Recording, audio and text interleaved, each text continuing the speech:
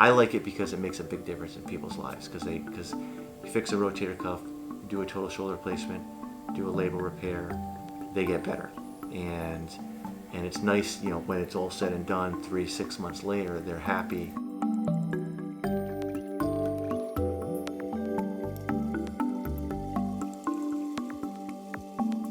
So there's two main bones. One is your scapula, one is your humerus. The humerus has a humeral head, and that is sort of the ball of the shoulder, and the end of the scapula is the glenoid. That is the socket of the shoulder. In addition, there's a third bone called your clavicle or collarbone, and that kind of acts as part of the shoulder joint. There's two main joints. One is your acromioclavicular joint, which is between the clavicle and the acromion, which is another part of the scapula. And the main joint is your glenohumeral joint, which is a ball and socket joint. The ball has 4 tendons on it, which are connected to it. We call that the rotator cuff. Those actually are responsible for the dynamic motion of the shoulder, the ability to do the 6 planes of motion. There's also a static stabilizer of the shoulder. Around the socket is a skirt of tissue called a labrum. The labrum helps to deepen the socket, and then statically will stabilize the ball in the socket and help to keep the stability of the shoulder. In addition to that, you have a biceps. You know, we have 2 biceps tendons, hence bi. One goes to your coracoid process, which is outside the shoulder, but the long head actually goes within the shoulder joint, and it connects on the top of the labrum, on the superior portion of the labrum. So most pathology that we find is related either to that A, the rotator cuff, B, the labrum, or C, that long head of the biceps. Usually encompasses probably about 90% of what we see in the shoulder. The most common thing we see is in patients who are, you know, between the ages of 30 and 50 who try to continue to participate in activities, whether it's overhead activities such as tennis, whether it's squash, whether it's weightlifting, but they try to continue at the level that they did when they were young. We start to see things such as rotator cuff injuries, and most of them are not big tears. They're actually just a tendonitis, an inflammation of the rotator cuff itself. Essentially, any tendonitis is an overuse phenomenon where there's a demand being placed on, in this instance, a tendon and our body's ability to heal it. And so you get in all this inflammatory factors and pain and swelling, and sometimes it can limit motion and it can cause pain, and sometimes people get night pain. There's also above the rotator cuff, there's a bursal sac, and that can be inflamed. And the combination of bursitis and rotator cuff tendonitis is termed impingement syndrome, and that is by far the most common thing we see.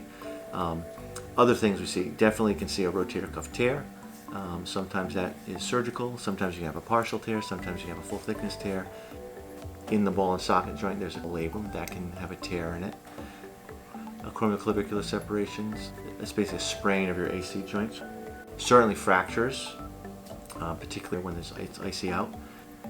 Well, I think any good physician, especially any good orthopedist, talks with a patient.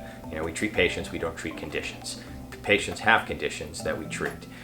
So the first thing is really understanding what your patient wants to do and where they want to be 4 weeks and 3 months or a year down the road. What are they trying to get back to? It may not be necessary that you need to do a surgery in every patient. In fact, most of us will start off very, very conservatively. There are a number of factors in terms of what helps us make this decision. Part of that is patient comorbidities. You know, are they healthy? What is their activity level? What is their demand level? Do they have a lot of risk factors, like are they a smoker, have diabetes? Would they have a hard time with surgery because of social factors? You know, would some of those comorbidities cause infection? We start basically with, you know, simple anti-inflammatory. Sometimes people come to me, they've done nothing. I ask them, you know, what have you done for your shoulder? Nothing. It's hurt for 3 months and I can't sleep on it. All right, well, let's start with something basic. Let's start with a normal anti-inflammatory if they're able to take it. Sometimes a week or 2 of an anti-inflammatory is all they need. Let's try to find the inciting problem that's bothering that shoulder. Maybe it is that weightlifting, and maybe you can still do biceps and triceps, but you just can't do an incline bench press. So trying to avoid the activity that really is bothering them is another second step that we do. Beyond that, I love therapy. I think the therapists really develop individual plans, especially here at Ortho Rhode Island. They'll work with the patient to create their own home exercise program, their own plan, and try to get them back to where they need to be and when they need to be there. Beyond that, sometimes injections. Sometimes we use corticosteroid injections to help reduce inflammation.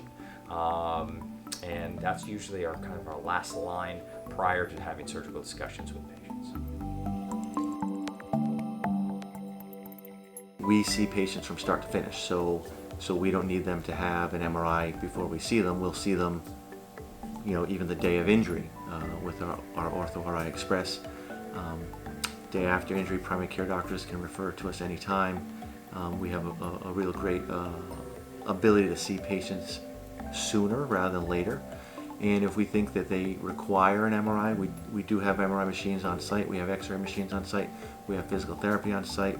When I have a patient, that gets passed on to my therapist, and my therapists are able to walk through the door and come back and talk to me about how the development of that patient is. And I know where that patient needs to be in 6 weeks, and I'm able to walk across the door into our therapy room and say, hey, listen, I know you're working with John Doe.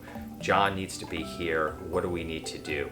And it's that interaction between therapist and patient and provider that really brings that sort of sense of teamwork back to Ortho Rhode, and it's very common and it happens every day.